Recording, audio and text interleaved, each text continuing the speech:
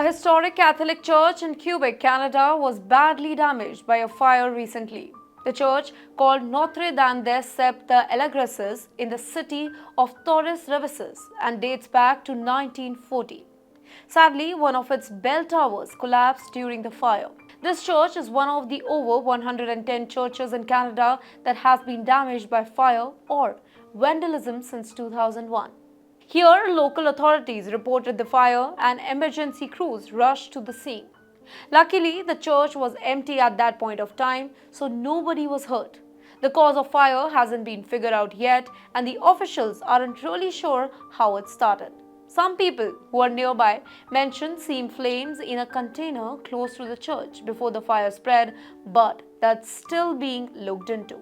Meanwhile, the fire department acted quickly, even bringing in help from nearby town called Decor, using ladder truck to fight the flames. Unfortunately, the damage to the church is very serious, and it's not clear what will happen to the building now. Meanwhile, a developer who bought the church for a renovation project was at the scene. He has plans to turn the church into 40 to 50 apartments, and the project was set to move forward the day after the fire. Now, all construction is on hold while authorities investigate.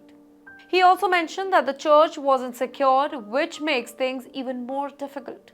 Now, because of the fire, people living or working near the church had to be evacuated, including 11 Franciscans who lived next to the church. Meanwhile, the Red Cross helped get them to safety. Now, since 2001, over 110 churches in Canada has been damaged, often connected to the anger over Canada's history with Indigenous people, particularly residential schools. In 2021, it was reported that unmarked graves of the Indigenous children were found at a former Catholic-run schools, which led to more churches burning and vandalism. However, investigation later found no evidence of the mass graves at 14 sites that were checked. Now, despite the initial reports, not all news outlets gave much attention to the fact that no remains were discovered. While there was a lot of attention at the very start of these investigations, the interest faded when no graves were found. Now, this fire is a reminder of the damage and tension that still exists around these issues, and the future of this historic church remains uncertain. For more such stories, do follow TimesXP.